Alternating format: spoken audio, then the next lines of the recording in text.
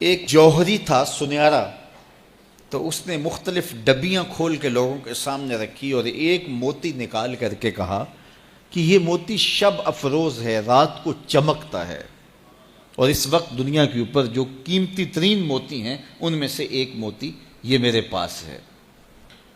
خیر اس نے اپنا سامان سمیٹا تو اس مجلس میں ایک چور بھی بیٹھا ہوا تھا، اس کے دل میں لالچ آ گئی، تو اس نے اس جوہری سے کہا کہ جناب کہاں کے ارادے ہیں؟ تو اس نے کہا کہ میں بمبئی جا رہا ہوں۔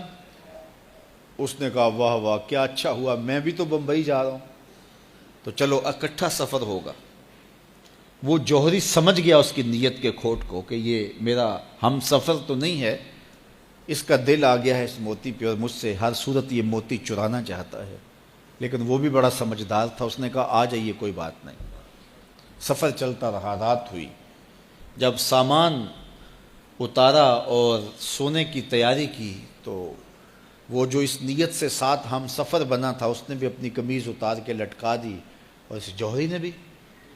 اس جوہری نے یوں کیا کہ نظر بچا کے وہ ڈبیا قیمتی موتی والی نکال کر کے اس کی جیب میں ڈال دی اور خود بے فکر ہو کے سو گیا۔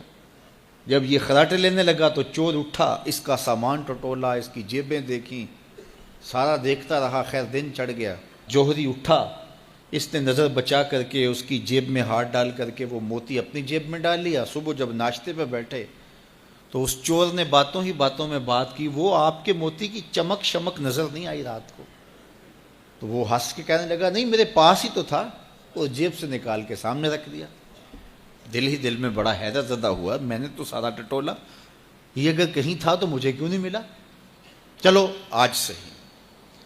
اگلا دن آیا تو پھر اس نے قمیض اتار کے رکھی اور اس نے نظر بچا کے اس کی قمیض میں وہ موتی ڈال دیا اور خود بے فکر ہو کے سو گیا۔ یہ ساری رات اس کے سامان میں، اس کے لباس میں تلاش کرتا رہا اور وہ مزے سے سویا رہا۔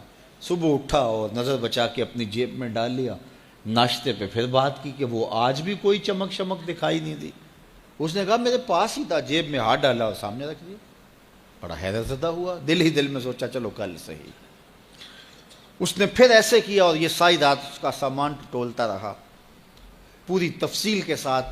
خیر جب صبح ہوئی تو اس نے پھر نظر بچا کے اپنی جیب میں وہ موتی رکھ لیا تھا، تو اس نے پوچھا وہ رات والا موتی آپ کا نظر نہیں آیا جس کو آپ کہتے تھے چمکتا ہے؟ کہا وہ ڈبیا میں رکھا ہے اس لیے چمک دکھائی نہیں دی، تھا تو میرے پاس ہی، اور جیب میں ہاتھ ڈالا اور سامنے رکھ دیا۔ یہ سر پکڑ کے بیٹھ گیا، میں روز اس کی جیب ٹٹولتا ہوں، سامان بھی دیکھتا ہوں، یہ رکھتا کہاں ہے؟ میں نے تو کوئی جگہ نہیں چھوڑی۔ اس نے کہا سچ بتاؤں میں تیرا ہم سفر نہیں تھا، میں چور تھا، میں تم کو بتا رہا ہوں۔ اب آپ میرے بھی استاد نکلے، مجھے اتنا بتاؤ کہ یہ موتی آپ رکھتے کہاں تھے؟ میں ساری رات ٹٹولتا رہا اور 3 دن ہو گئے مجھے، میں نے کوئی گوشہ نہیں چھوڑا، آپ کا سامان کھول کھول کے دیکھا ہے، آپ کا لباس الٹ پلٹ کے دیکھا، لیکن مجھے ملا ہی نہیں، یہ رکھتے کہاں تھے؟ مجھے یہ تو بتاؤ۔ اس نے کہا لوگوں کی جیب میں ٹٹولتے رہے، اپنی جیب میں ہاتھ ہی نہیں ڈالا۔ بلے شاہ اڈ دیاں پھڑنے، جڑا گھر بیٹھا ہے انہوں پڑھیا ہی نہیں۔ وفی انفسکم افلا تبصرون، کہا تم کہاں اسے ڈھونڈ رہے ہو، ذرا اندر بھی اتر کے دیکھو، اندر اترو گے تو اس کا سراغ مل جائے گا۔ نہ مسجد وچ نہ مندر وچ، لب یار نو اپنے اندر وچ۔ جب اپنے اندر اترو گے تو پھر سراغ زندگی نصیب ہو جائے گا، عرفان ذات ہوگا تو پھر عرفان الہی نصیب ہوگا۔ لیکن ہم دائیں بائیں ڈھونڈنے نکلے لیکن اپنے اندر اتر کے نہ دیکھا۔ تو سراغ زندگی ملتا ہی تب ہے جب اس کی چوکھٹ پہ جھکنا بندہ سیکھ جاتا۔